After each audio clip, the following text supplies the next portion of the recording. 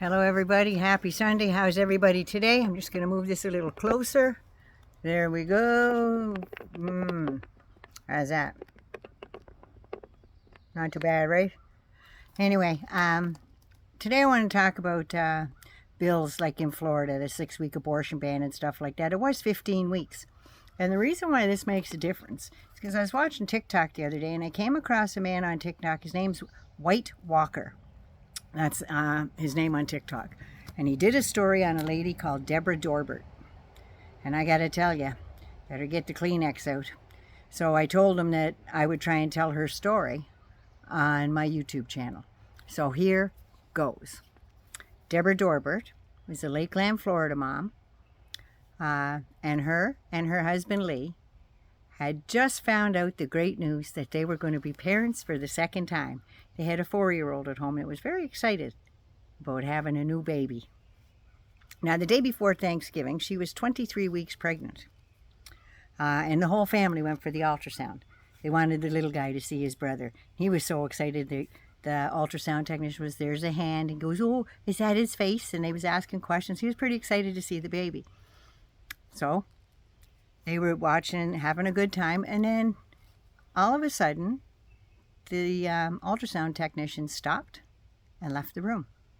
Now, she was gone for quite a bit, and the next thing they knew, an obstetrician came in, and he said that he had a grave diagnosis, and that the baby, they couldn't see any kidneys. There was too little amniotic fluid to sustain further growth or a healthy growth, and the heart was badly swollen.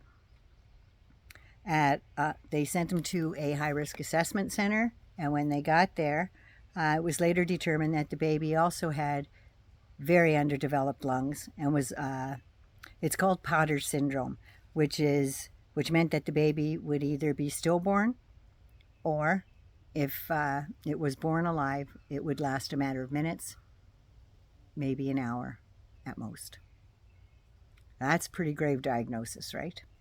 Now, Florida at the time still had a 15-week abortion ban, but she was 23 weeks. So they had to go and find something else they could do. So that meant no doctor in the state was going to perform an abortion. There just wasn't. Without consulting the legal side of things, because yes, lawyers know so much about what goes on in the medical field. They should keep all the lawyers and all the government out of our lady bits. That's my opinion. But anyway, one of the doctors said that they could induce labor and spare the baby and the family any more suffering by carrying the baby to term. Can you imagine the mental anguish that she was going through? I hope that thing didn't land in my hair. But anyway, all the mental anguish that she would be going through, and the family, knowing that she is going to plan the birth and the funeral of her baby the same day. Let that sink in. Now, they could induce labor and spare everybody all that, but they had to consult with legal first. The legal team at this hospital took over a month. So now she was 27 weeks pregnant, which means absolutely nobody in the state of Florida is going to help her now. When the laws are written in haste like that and passing bills at 1, 2 o'clock in the morning, oh, I got a little tear, 1 or 2 in the morning, they're so vague that doctors are afraid to take a chance. And it's pretty bad when a lawyer's going to decide your medical fate. Something needs to be done, because doctors are risking patients' lives, but not on purpose, if that makes any sense. But anyway, the penalties are really severe for these doctors if they go against these laws and try and save these women's lives.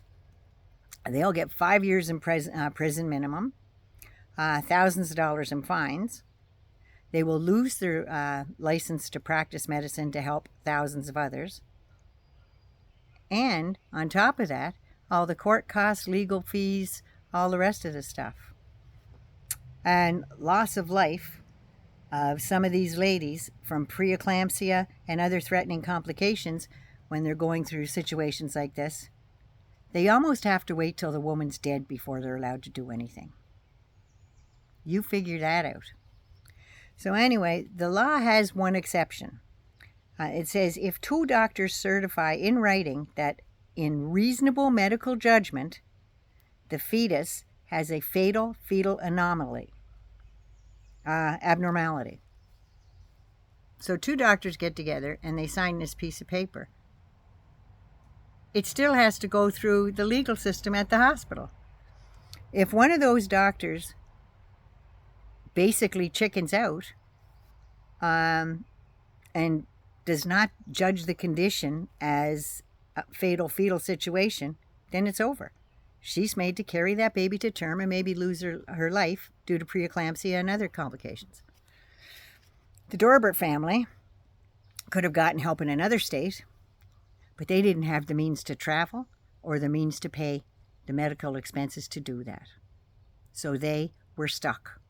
And time was ticking, so there'd be no time for GoFundMes and all bake sales and all the rest of the stuff people would do to raise money. There was no time. She was in a desperate situation. So on March the 3rd, Deborah gave birth to Milo, March 3rd. She was there for his first breath, and she held him for the rest of his life, till he took his last breath. Milo was on this earth for 93 minutes in pain. So, if you need these laws to get changed and codify Roe, got to get out there and do it. It's not going to get done itself. Naughty Nana loves you. Be good. Be safe. Mwah. Take care of you. I love you all. Don't forget to subscribe.